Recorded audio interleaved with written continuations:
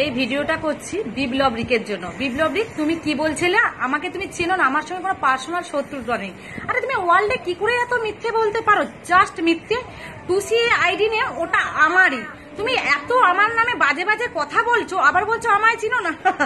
আরে হাসাচ্ছ তুমি আমায়। তুমি কি মানুষ? বাহ, দারুণ।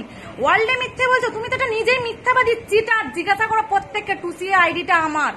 তোমাকে দুনিয়ার লোক বলবে যে তুমি মিথ্যাবাদী, জাস্ট একটা চিটার।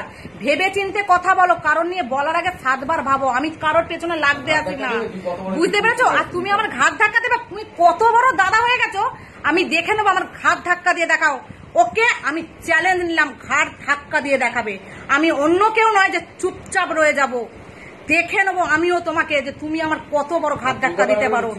আমি কোথায় যেতে হবে বলো, আমি সেখানে যাচ্ছি। আর নাহলে 24শে নভেম্বর ফুলেশ্বর বাংলাদেশে দেখাও, তবে বলবো তুমি মানুষ।